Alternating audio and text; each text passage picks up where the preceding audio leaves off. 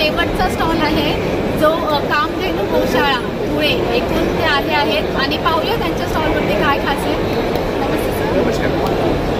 Sir या प्रदर्शनामध्ये तुमचे स्टॉल काय आहे आणि या तुमच्या काय त्याबद्दल जास्त माहिती आम्ही गाईच्या गोमयापासून देशी गाईच्या गोमयापासून सर्व ॲरोमॅटिक प्रोडक्ट्स म्हणजे काय, अगरबत्ती, कप, दूध, बिना बांबूची अगरबत्ती आणि तूप अशा वस्तू आम्ही बनवतो आणि त्या लोकांच्या विनियोगासाठी विक्री करतो.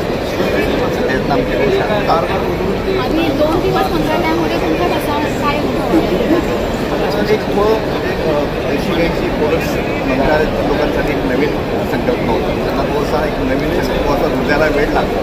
त्यांना त्यांच्या डोक्यात एक कन्सेप्ट तयार झाली की गाईच्या या पंचगव्य आहेत म्हणजे शेण त्याच्यापासूनही काही प्रोडक्ट्स तयार होतात आणि ते मानवी जीवनावर उपयोगी ठरतात. हे लोकांच्या मनामध्ये थोडीशी कळलं पण आपण बाजारात अगरबत्ती वापरतो पण त्या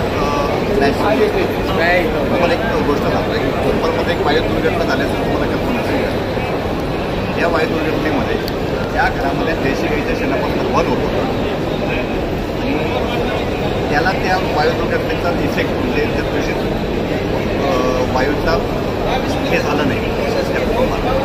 ते खूप चांगलं राहील. म्हणजे थोडक्यात सांगायचं म्हटलं की देशी गाईचं शेण जर जाळलं तर ऑक्सिजन निर्मित त्या कुटुंबाला ऑक्सिजन तिथे भोपाळमध्ये ऑक्सिजनची कमतरता भासली होती आणि ते कुटुंब देशी गाईच्या शेणापासून हवन करत होतं. ते कुटुंब वाचलं होतं. तुम्ही आधी गुगल सर्च करू शकता आणि तुम्हाला त्याच्यात रजिस्ट्री करू शकता.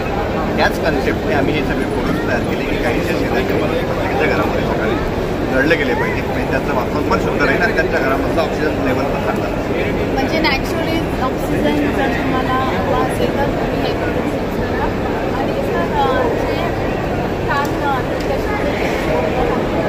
त्यामध्ये जे कस्टमर्स आहेत त्यांनी जी रिॲक्शन दिली ती पहिल्यांदा तर मी ऐकलं होतं. तेव्हा मला खूप म्हणजे उत्सुकता जाणवत होती की काय असेल गाईच्या शेणापासून तयार केलेल्या विविध वस्तू आणि त्यामुळे असा संकल्प मला झाला की या सगळ्या वस्तू ज्या आहेत त्या लोकांपर्यंत पोहोचायला हवा अधिक आणि त्यासाठी तुमच्याकडून काय प्रयत्न असतात गोशाळेमध्ये काय तेच ना मग असे स्टॉल्स लावतात.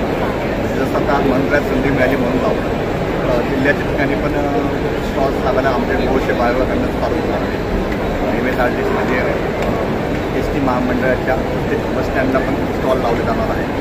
हे सगळे आम्ही मार्केटिंग्स पण करतो.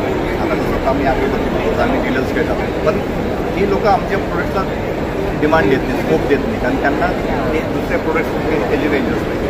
म्हणून आमच्या प्रोडक्टचा म्हणून आम्ही अशा पद्धतीने लोकांपर्यंत आकर्षण प्रयत्न करतो. तर निसर्गाने आपल्यासाठी ज्या छान छान गोष्टी उपलब्ध करून दिल्या आहेत त्यांचा वापर आपण करायला हवा आणि त्याच आपल्यासाठी सगळ्यात जास्त उपयुक्त आहेत. हा सुद्धा त्यांच्याकडून एक संदेश आहे. थँक्यू सो मच सर, खूप छान माहिती दिल्याबद्दल. तर प्रेक्षकांनो आपण भेट दिली या प्रदर्शनाला. खूप सुंदर प्रदर्शन आहे आणि या प्रदर्शनाला काही स्टॉल्स लागले गेले. त्या स्टॉल्सच्या विक्रेत्यांशी आपण संवाद साधला आणि त्यांनी ज्या वस्तू उपलब्ध करून दिल्या आहेत त्याबद्दल खूप छान माहिती दिली आणि खरोखर एक नैसर्गिक वस्तू ज्या कोणत्याही प्रकारे आपल्याला अफेक्ट नाही करत त्याचा फक्त आपल्याला फायदाच आहे. गाय आपल्याला खूप उपयुक्त आहे आपल्याला माहीत होतं.